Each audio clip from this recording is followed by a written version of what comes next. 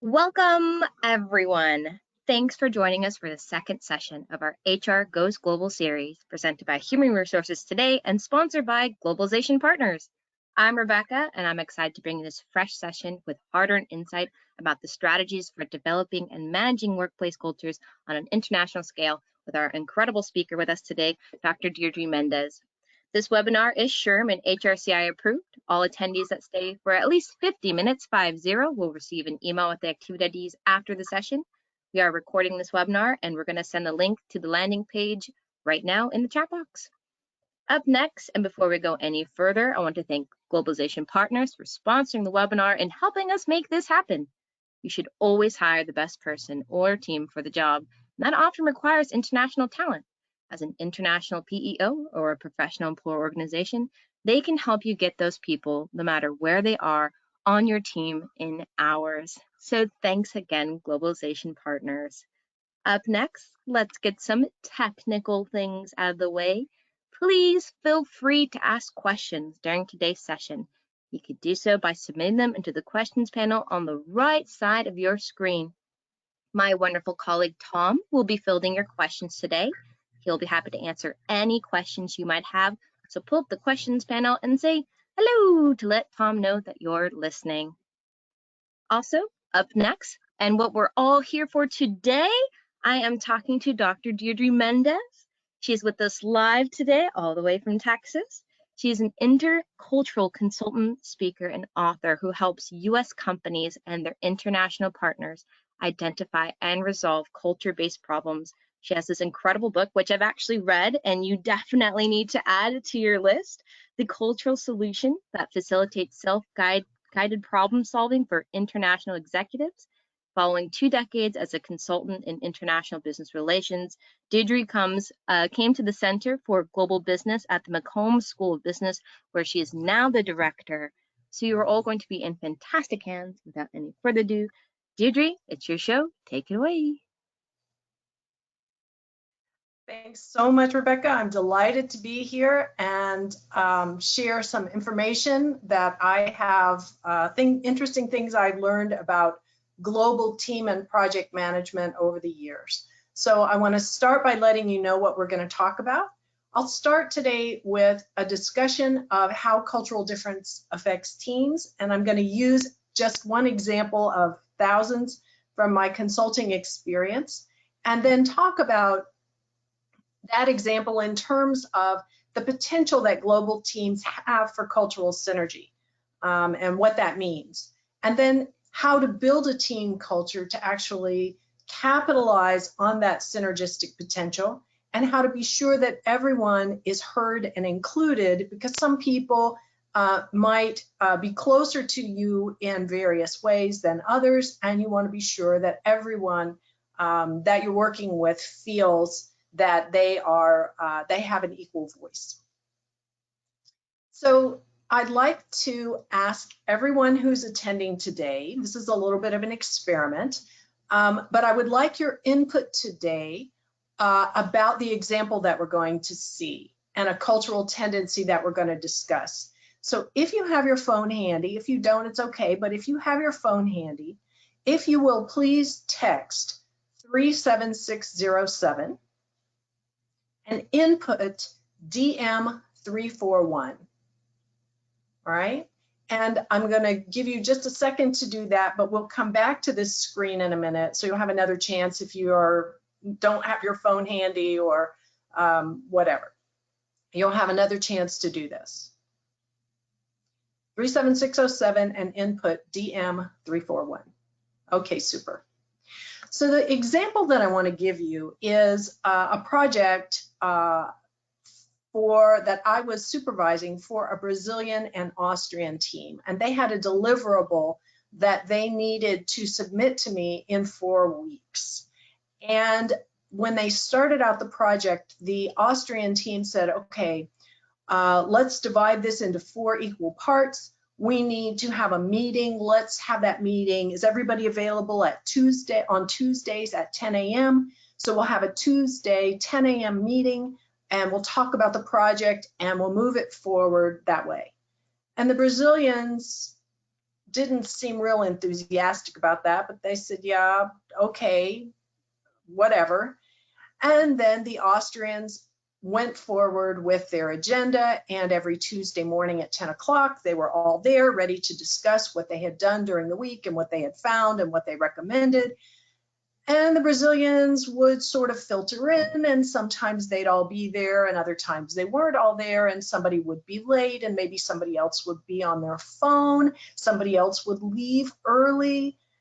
And the Austrians started saying, you know, this behavior suggests to us that these people aren't really very committed. And they started to worry. And they felt like they had to make up any work that these uncommitted people might not be doing. So they started taking on more and more responsibility and doing more and more and moving the project forward kind of on their own without a whole lot of input from the Brazilian teammates. So the night before, needless to say, they weren't very happy about this, but the night before it was due to be submitted to me, they had a group meeting and they showed the final presentation as it was going to be submitted.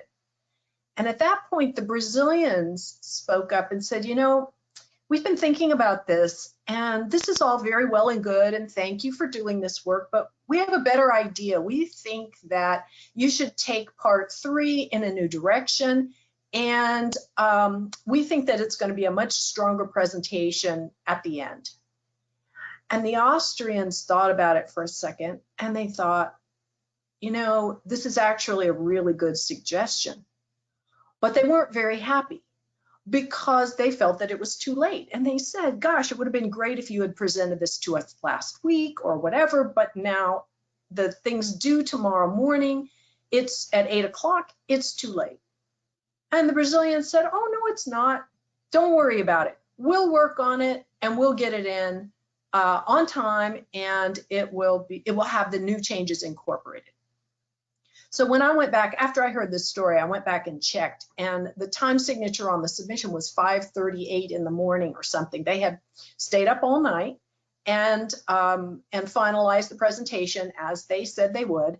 It was very well done, and the project was a success. Okay, so I'm going to stop here. I'm going to tell you how this story ended because it's a very interesting example, but I want to stop here and talk first about the cultural factors that were operating here. So the terms that I use for these two cultural tendencies that were causing the miscommunication in this example are schedule and flow. Schedule-oriented people are ones who plan well in advance. They think of time as being linear. First, this is going to happen, and then this is going to happen, and then this is going to happen. This is going to take 2 hours, and 2 hours later, this is going to take 3 hours. And they schedule things in equal portions throughout a project. And they hate deadline pressure, and they'd like to have everything done before the deadline because you never know what's going to happen. A strongly schedule-oriented person would be one who schedules their vacation.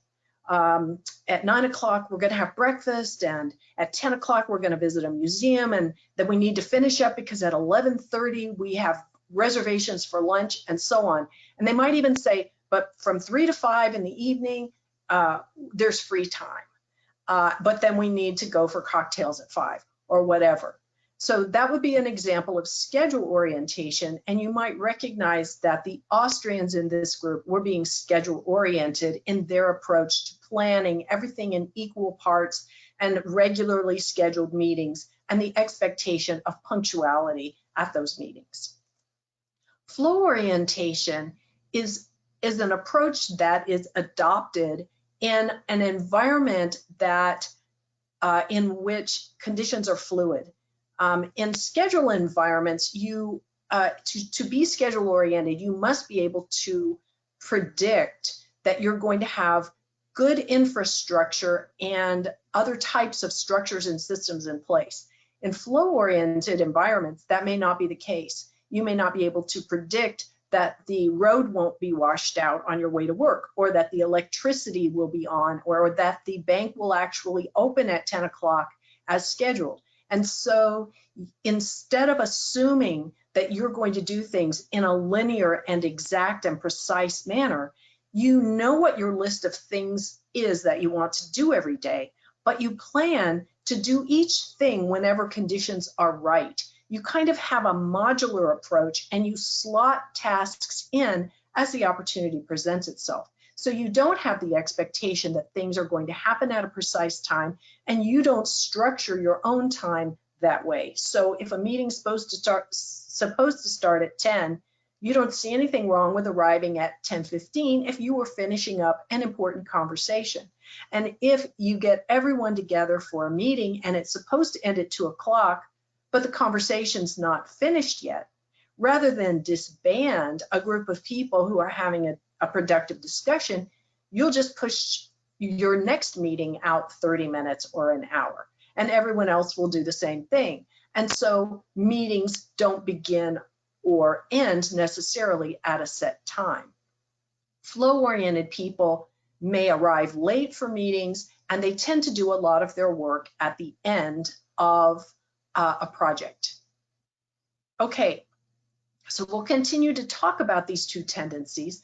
And to do that, first I want you to reflect on which of these characterizations is most appropriate for you. Now, some people will say, I'm in the middle. I can go in either direction. If that's the case for you, that's super. And there's a lot I could say about that. And you have a very useful and important role to play in intercultural communication. But I'm going to ask you not to participate in the poll today, because what I'm trying to do with the polls that we're about to do with your cell phones is identify the attitudes and perspectives of people who have a strong reaction to a strong affinity for one or the other. So if you are strongly schedule oriented and uncomfortable with flow orientation, I'm going to ask you to respond to the poll. And if you're strongly flow oriented and uncomfortable with strong schedule orientation, I'll ask you to respond to another poll, okay? And you're welcome to ask me more about that middle ground during the questions if that's interesting to you. Okay, so the first thing we're going to do is I'm going to ask the schedule-oriented participants only to get ready to answer the question on the next slide. Okay, flow-oriented participants, you'll have a chance to, but just not yet. All right, so schedule-oriented people, please answer this question. An advantage of schedule-oriented people is that we are what? What are you?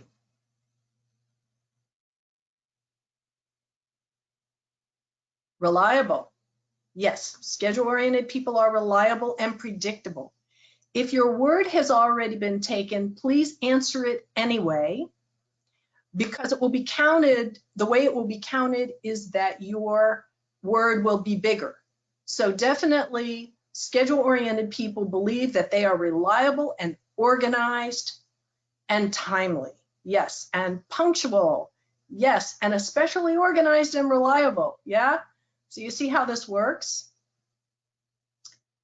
This is fun. Okay, you can only enter one word. If you enter two, they'll be broken up. But you can respond as many times as you want. So if you have 5 adjectives to describe yourself, feel free.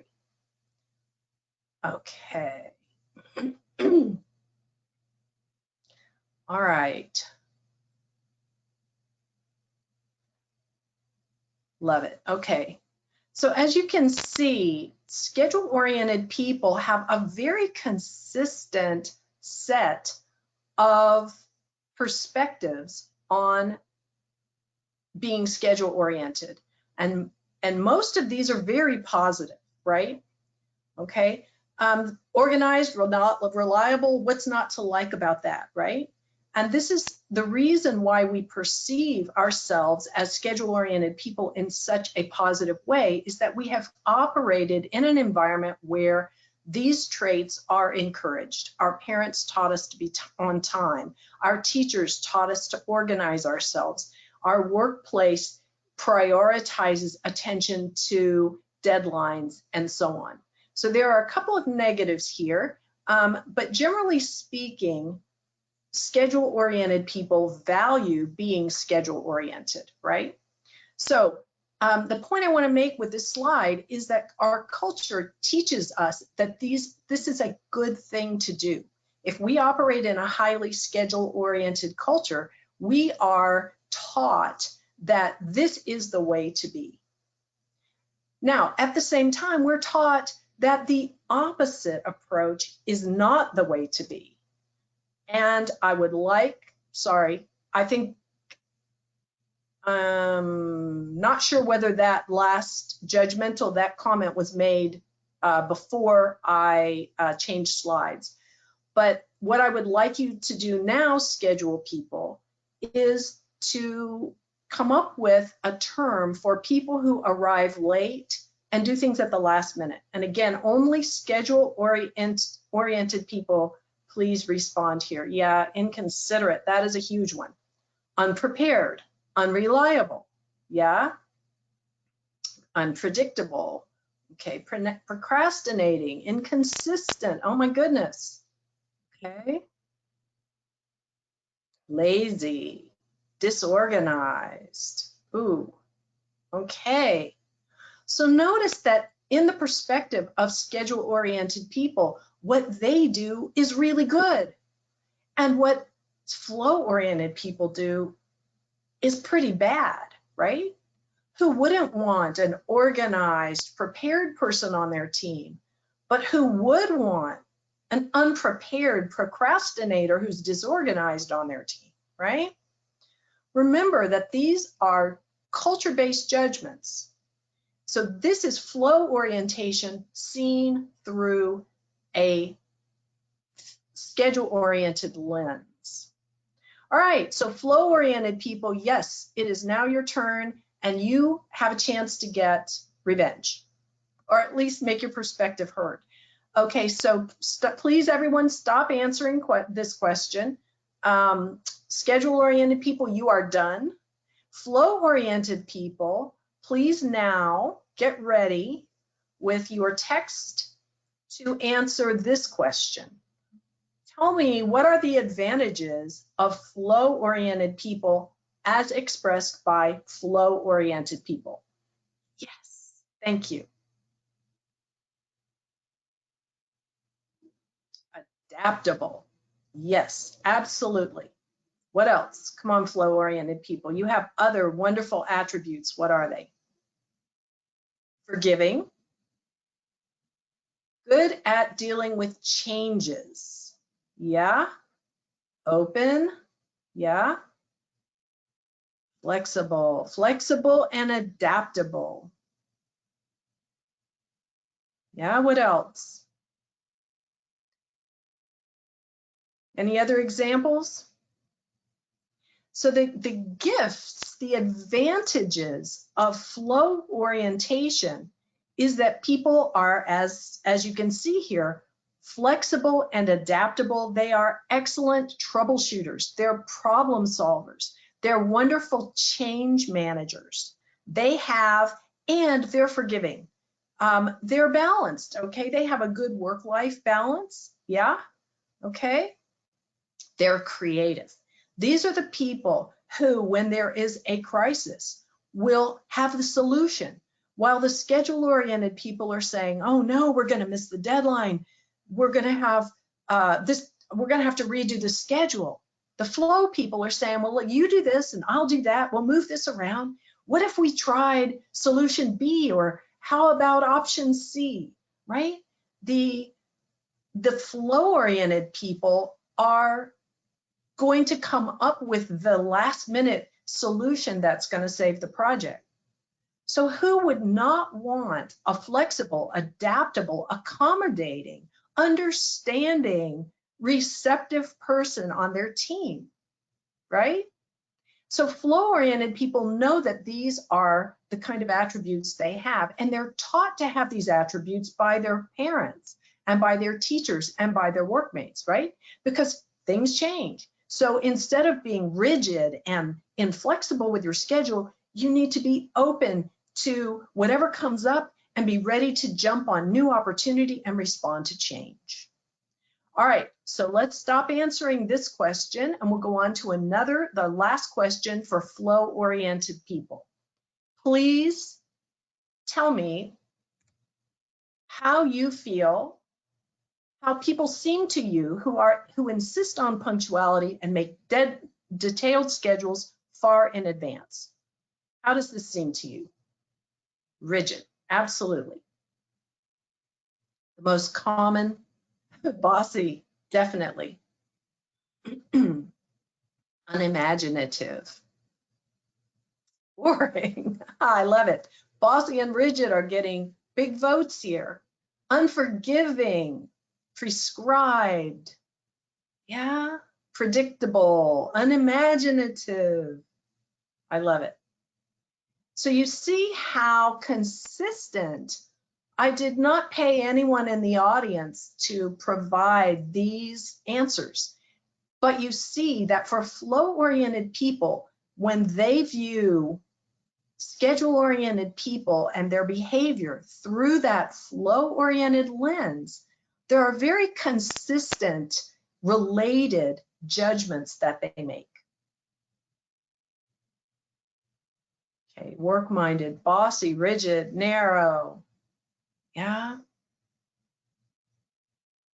Unrealistic. Yeah, unrealistic's a great one because flow-oriented people usually operate in environments where things change. And so being too schedule-oriented seems unrealistic. Sometimes I get naive, right, as an answer for this.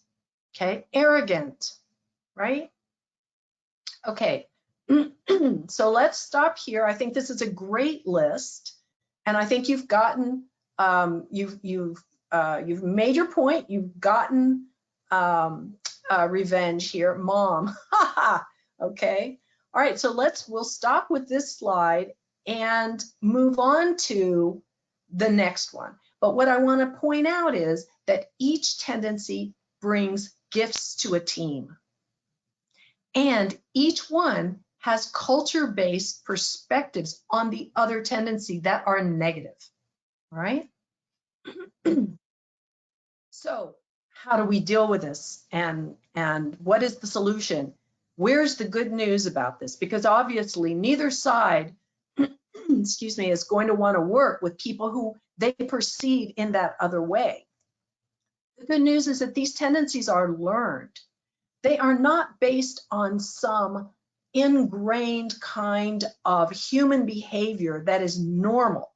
The way that we perceive our own tendencies is that they're the right way or the best way or the normal way to do things, and the other people are abnormal or wrong. But that's not true, actually. These tendencies are not a function of personality. It's not because your partner is lazy that they have learned to be adaptable. It's not because your partner is rigid that they have learned to structure their time very carefully. It's because the environment in which they operated rewarded those behaviors. Okay? And you can reverse those negative judgments by identifying strengths of each type. If you can acknowledge and recognize the advantage that each set of people brings to the table, then you can get the best of both. And everybody can be really grateful for the gifts that the others bring. All right, so what should the goal then of a team be if you've got schedule and flow oriented people and they have different gifts, but they perceive each other negatively? What should your goal be? The goal should be to achieve cultural synergy because it causes diverse teams to outperform monocultural teams, teams with only one culture. So if you look at this graph, the vertical axis on the left is productivity, and the horizontal axis at the bottom is time. And if you start by looking at the green line on the chart, you can see that a single culture team, if it's well managed, comes up to productivity quickly. That's because everybody on the team is going to have the same expectation regarding when a meeting starts, when it ends, who shows up at what time, how work is allocated, what constitutes a successful project, et cetera, et cetera. So those decisions are going to be made very quickly, or they don't even need to be made, because the norms for the meeting, for the project, are going to be shared by everybody. But notice that type of team is going to plateau in its productivity, because there's only going to be so much diversity in terms of troubleshooting, problem solving, solutions that come up. Only so much creativity. On the other hand, let's look at the diverse team that's not well managed. That's the kind of aqua blue one on my screen, at least. That team is not going to come up to productivity so quickly. It's going to take longer. Why? Because norms are going to have to be established for all the things I just mentioned. Everybody's going to have, each person may have a different expectation of all of these factors that go into teamwork, and decisions are going to have to be made about how this team is going to work together. So it's going to take a while to come up to speed. But then what's going to happen in the end, if the team is not well managed? It's going to end in disaster. Teams that I work with that don't manage cultural diversity, and they can't make decisions, they can't solve problems, they can't move forward, they can't come to agreement on things, and they end up with ill will, mistrust, and conflict. So for all those reasons, that team is going to crash and burn. Now let's look at the orange line. That's diverse teams that are well managed. What about productivity in the early going? Not there. Why? For the same reasons. That team, everyone is going to have to come together, and there are going to have to be decisions made. What are our norms? Where are our differences? How do we manage those differences, and so on? But if that team is managed well, if it achieves cultural synergy, that is the team that has the potential to be the highest performing team. Because once that synergy is reached, everyone on the team is bringing their diverse strengths to the table. The cultural framework that I use has 8 cultural dimensions. That means that for 8 areas where I am strong, I am bringing those 8 gifts to my team. I am weak for the opposite end of those dimensions. If I have 8 team members who are bringing those strengths to the table, then we are benefiting from the strength of everyone. And that is the definition of a diverse, well-managed team. Now, how do you go about doing this? Okay, so the first and very, very important step is to recognize the value of every approach. So that's why I asked you to tell me the value, schedule people, of a schedule-oriented approach. And you did a beautiful job. You're reliable, organized, you're capable, you're prepared, right? And flow-oriented people, you're adaptable and you're flexible. You're the ones who can pull a rabbit out of a hat when things get crazy, right? So recognizing that value is hugely important. And as a leader, as an HR leader, as a team leader, as a project leader, you can do that for your team members. I'm seeing a message that says that I may be having problems with my computer, so I'm going to try something, and please bear with me for one moment.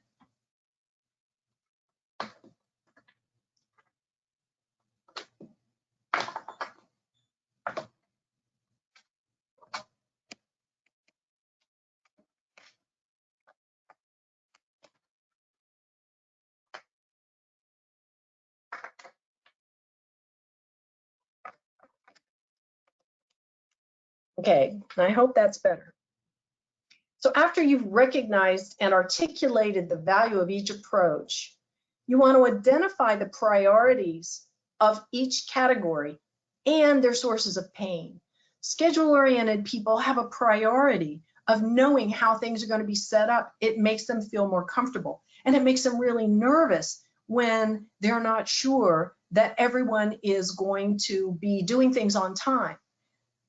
Flow-oriented people have a priority of flexibility and freedom to be creative, and they feel stressed and stifled when they don't have that freedom. They feel like they can't do their best work. So understanding this from both sides is very important because it enables then each side to design supportive conditions for the other. And I'm going to explain why it's so important. Rather than saying, here's what I need you to do in order for me to be comfortable.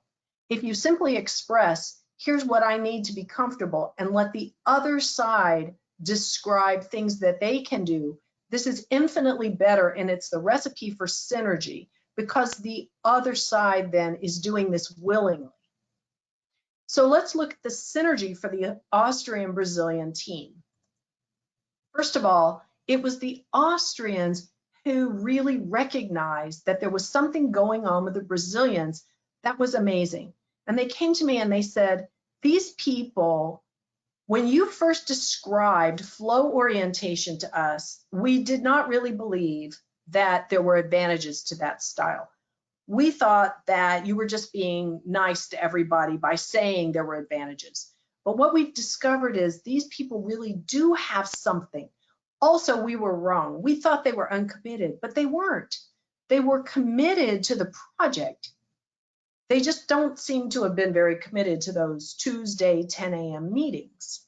So we want what they have, but this was really stressful for us. In the end, they pulled it off, but we did most of the work on this project, and that's not cool.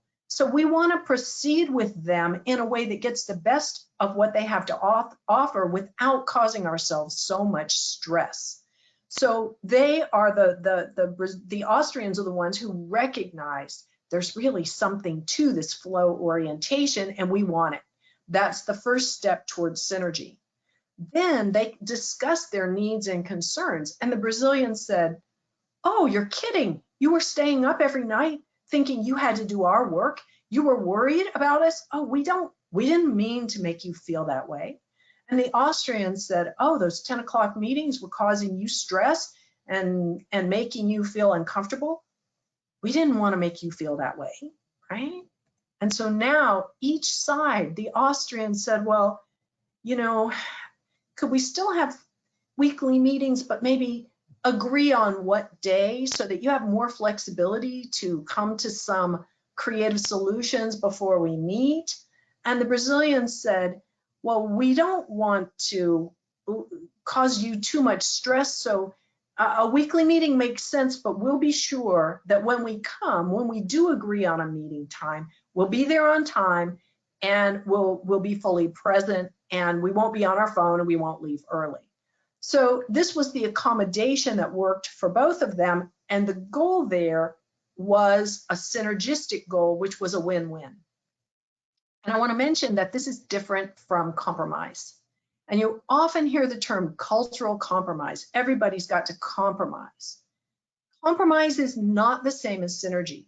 Compromise is saying, well, you're so uptight, I guess we'll agree to weekly meetings and we'll be there on time because, you know, we have to give up our freedom because that's the only way you can function.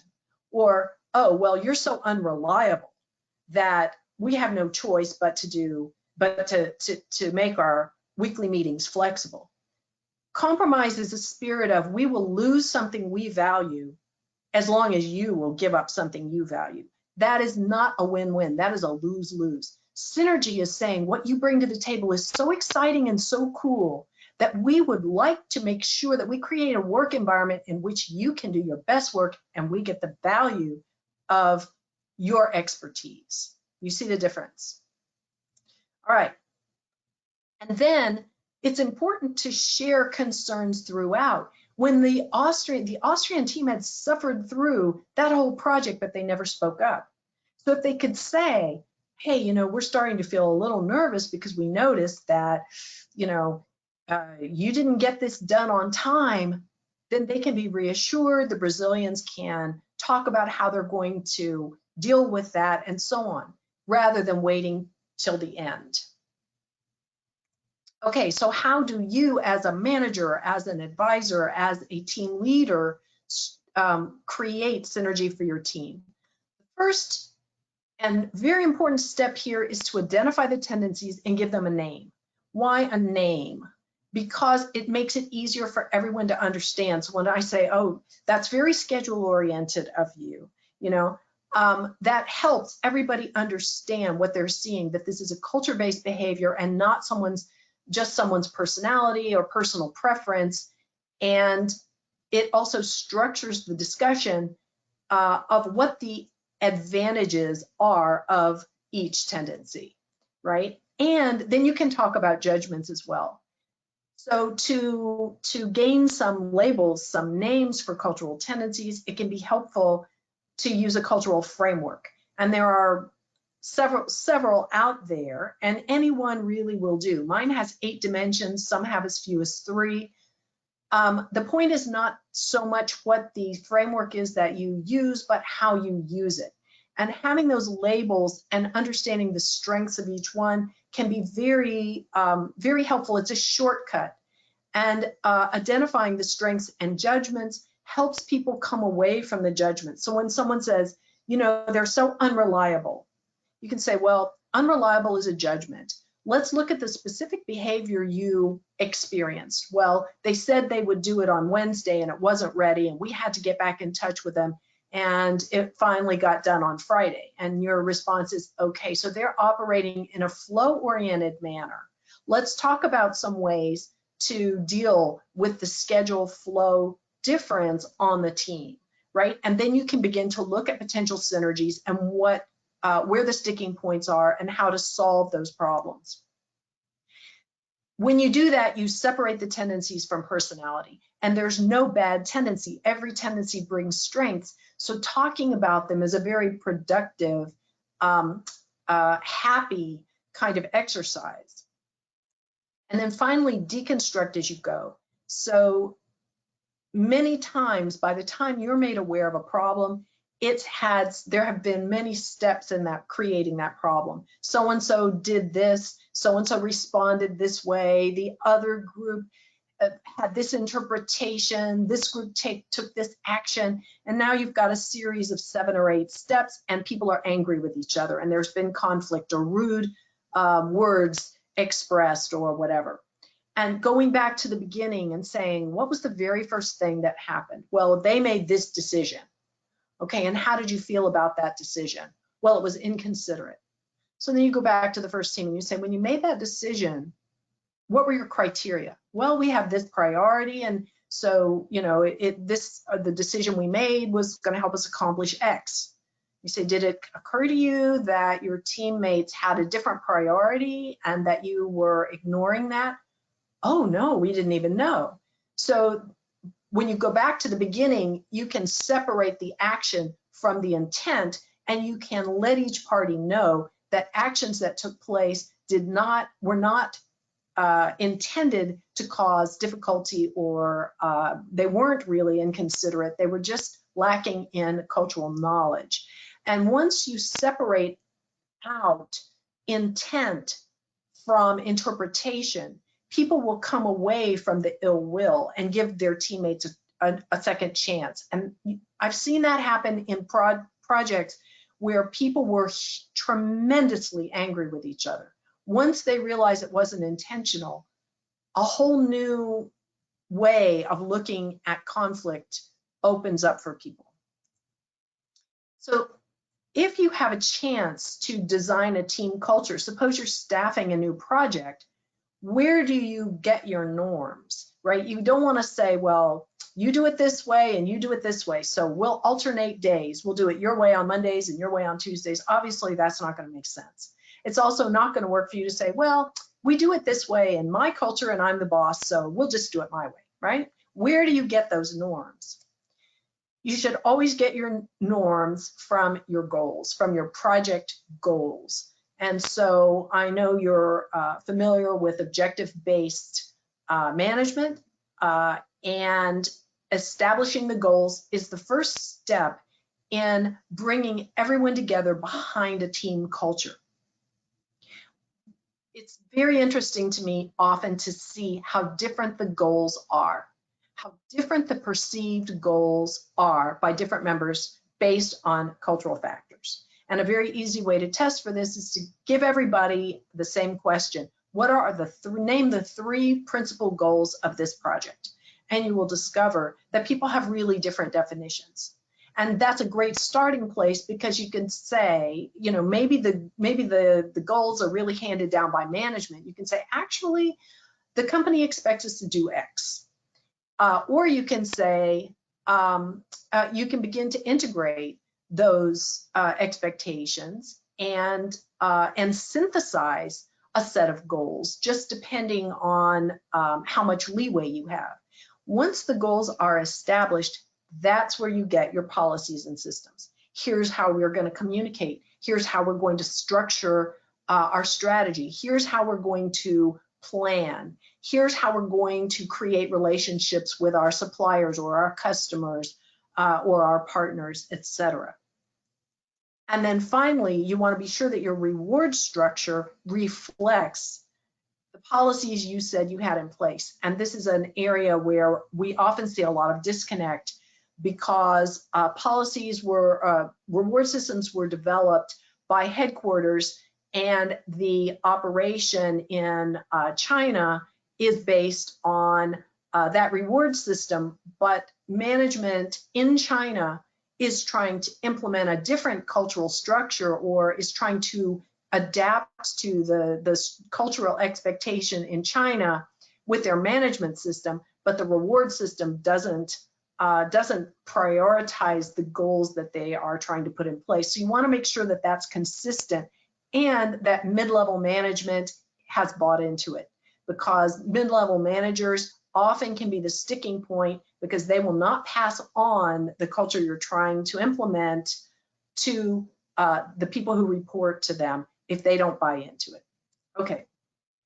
When you have a conflict, when two people come to you and say, I think we should do it this way, or this is the way I've always done it, well, this is the way we've done it, and you've got people who are trying to sort of insist on their cultural approach, then that's when you go back to your goals. And you remind everyone that the culture that you have developed, the systems and the processes that you've implemented, were designed to reflect your goals and not any preference.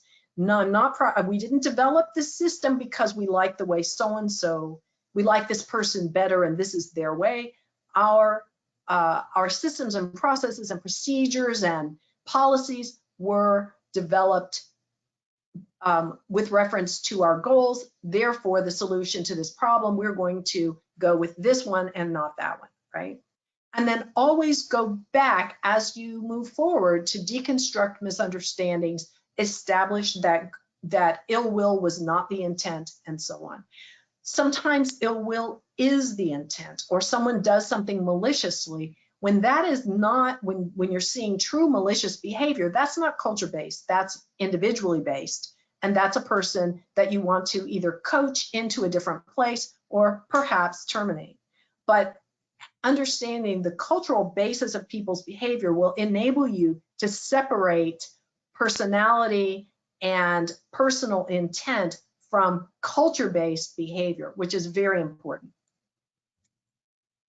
Sometimes we inherit a team. There's already all kinds of stuff going on. How do you manage that? First of all, the most important thing is to ask questions and to take the time to do that.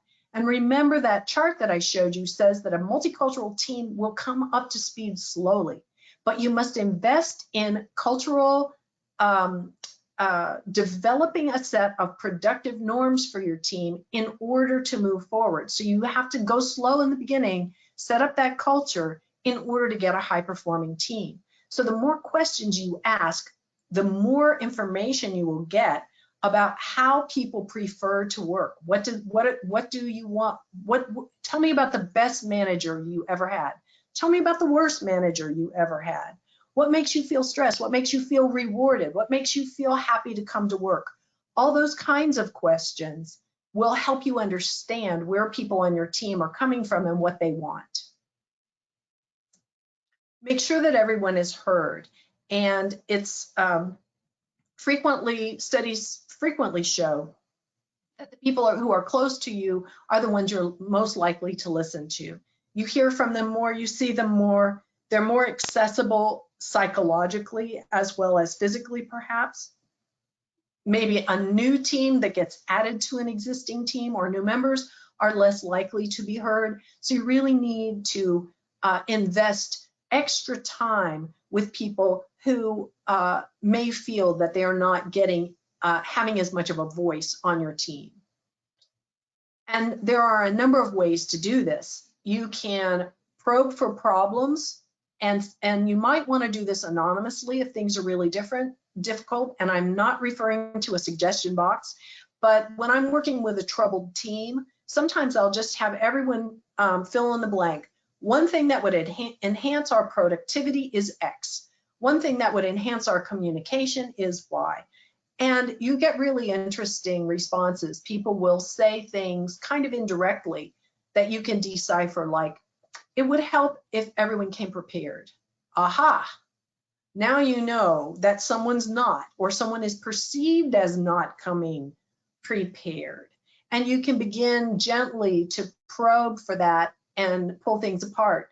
If in a team meeting things are so difficult that people are really unwilling to engage and speak up, then you should have those conversations offline.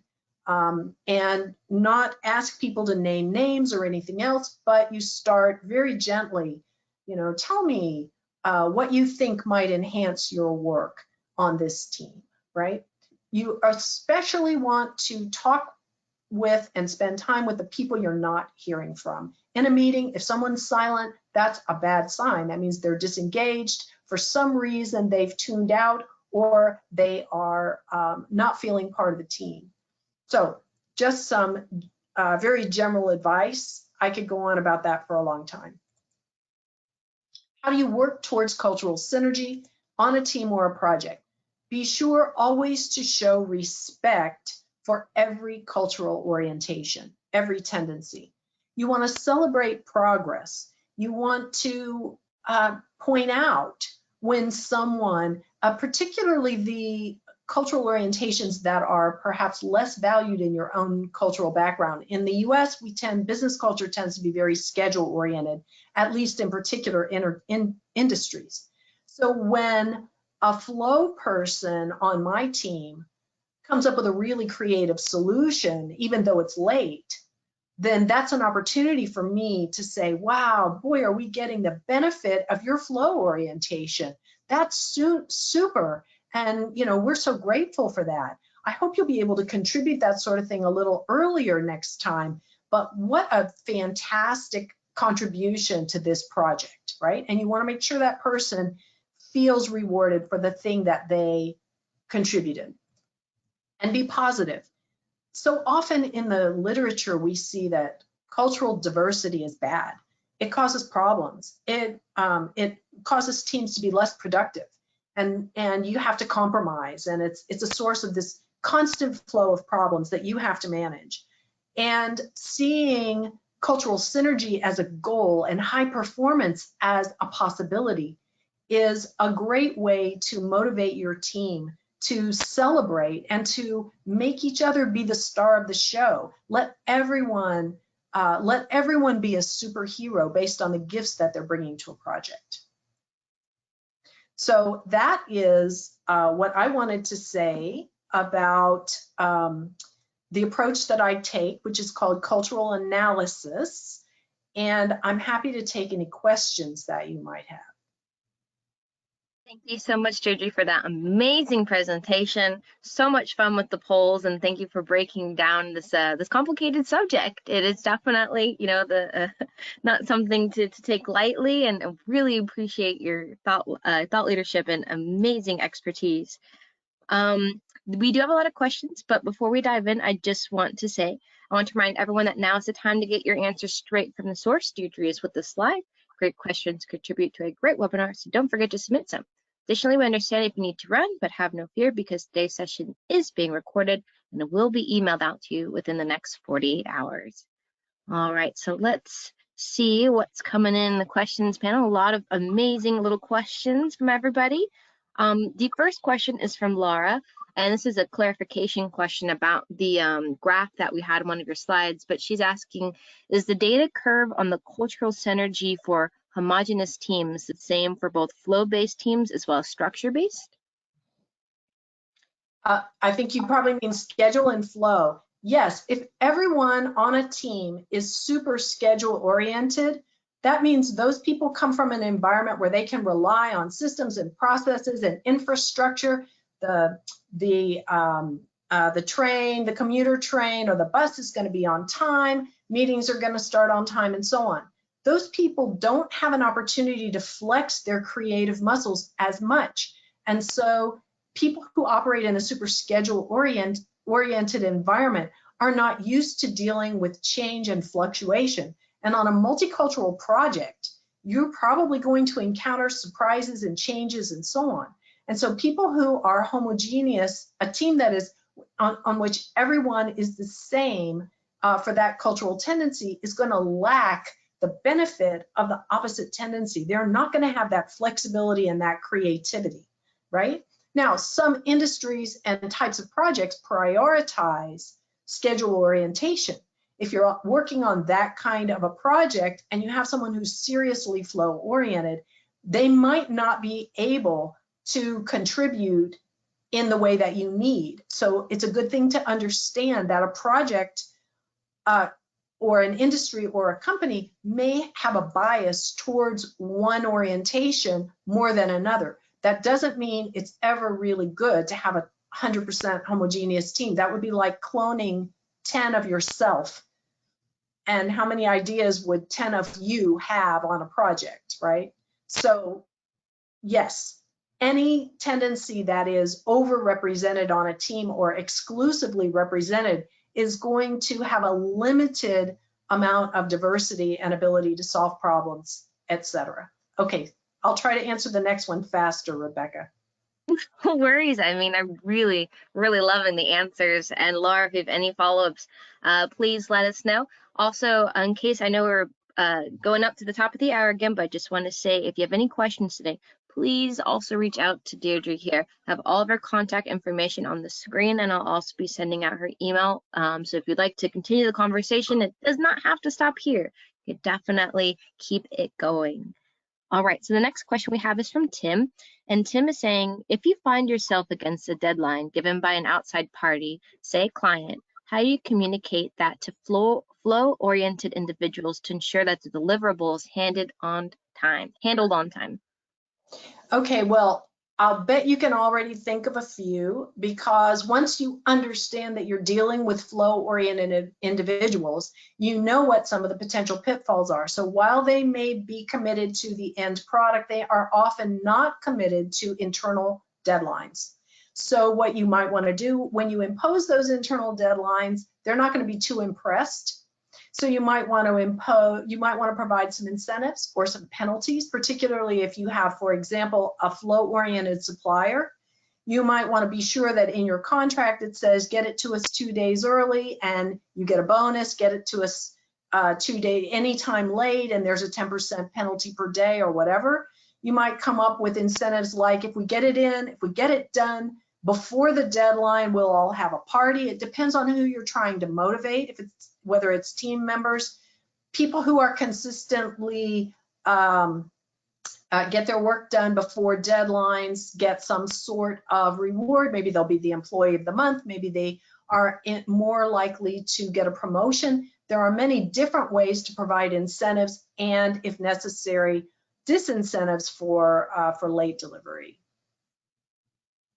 Another way is to simply explain the importance. Flow-oriented people are not deliberately ignoring important deadlines. So if you explain why the deadline is important, that will also be a motivator. Okay, sorry. No, that's great. I love that additional answer. I will say right here and now, I am a flow person. Can you believe it? As a coordinator, I'm more part of flow. So I love that. I love that clarification and just having everybody, know the importance of these, projects and deadlines. I think that's a fantastic point. The next question that we have here is from Luz, and this is actually very interesting. So Luz says that they work with Germany and Japan at the moment, and often find that working with these two countries that they hold back, that they do not respond easily to questions. So they are wondering if you can talk more about working with cultures that are more reserved and not as receptive to questions. Okay. And there are so many different reasons for that. I was a Japan specialist in a former life. One may have to do, well, first of all, both cultures are extremely what I call neutral, which means that they don't show a lot of emotion. They both tend to want to solve problems internally and not mention problems until later. So you often find that you've got a sort of one-way information flow. There are a number, oh gosh, this is a very complex set of questions and a fascinating one. With the Japanese, I would say it's very important to ask specific questions internally. If a project has, if a task has 5 aspects to it and you ask a Japanese team member how things are going, you may get fine as a response. And then on the last day discover there's a problem. That has to do with their unwillingness to give you bad news and also their desire to preserve face and appear competent. So if you say, instead of saying, how are things going, if you ask a specific question, has the such and such arrived? Has a decision been made about X? Ask about individual components, then you're more likely, with a yes/no answer, then you're more likely to get specifics. For Germans, I would say the same is partly true. Another way to get from neutral collaborators, another way to get information is to create a relationship with them so that they are talking to you and have some conversations offline. Go to dinner and talk about things. Talk business at the end. Get to know the people you're dealing with. And then they are more likely to open up to you. Those are just a couple of strategies, and there are dozens more, but I hope that gives you an idea of ways to bring cultural knowledge to bear to solve problems. A really great point. I love that you brought up, getting to know them as a person, and the dinner aspect. I think that's a fantastic strategy to definitely kind of break the ice a little bit. So we don't have very much time left, but I want to squeeze in this last question because I think you're really gonna like it, Deirdre. This one is from Shanisa, and they're saying, I really appreciate your clarification of accommodation versus compromise. Have you experienced a cultural tendency where you found it more difficult to establish accommodations more so than others? Yes, and there it's really important to recognize that you should never be expected or expect yourself to change your values, and you should never expect your partners to change their values. But what you can do is accommodate people in style. So one that I have a lot of trouble with is hierarchy, and the idea that the oldest male in a group is going to be is someone whose ego I have to stroke, and that in my framework that's called endowment orientation. And I work with a lot of young women who have that same question and that same problem. Should we even do it? Does this person deserve us to show them excessive respect? And the point I would make there is that, yes, you should adapt in style in a way that has integrity. For example, so for my example, I would say that if I were working with a male who was even older than me, who felt that they were the last word on everything, and I was coming into a project, I would, if I were supposed to be their peer, but I wasn't being treated like a peer because of their cultural orientation, I would come into it by saying things like, I'm so excited to get to work with someone who has your level of expertise, who knows your country so well and your industry, who has so many years of experience. It's a real privilege for me to be able to learn from you. And that would be honest, because someone in that position has a great deal to teach me, and I will benefit from learning all those things. what I can do subtly is show that person that I am the opposite tendency there is achievement orientation, and that my expertise, my drive, my ambition, my creativity are going to benefit them as well. And in that way, I can establish a synergy with them so that they look to me for those things and we create a partnership. So yes, some cultural tendencies can give us difficulty, but we should focus on adapting in style. And I have many recipes for doing that, but that's the short answer. An amazing, amazing answer that kind of helped synthesize everything that we've talked about today, right?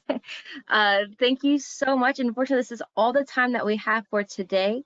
I hope everyone had an amazing time and got a lot of great nuggets out of this.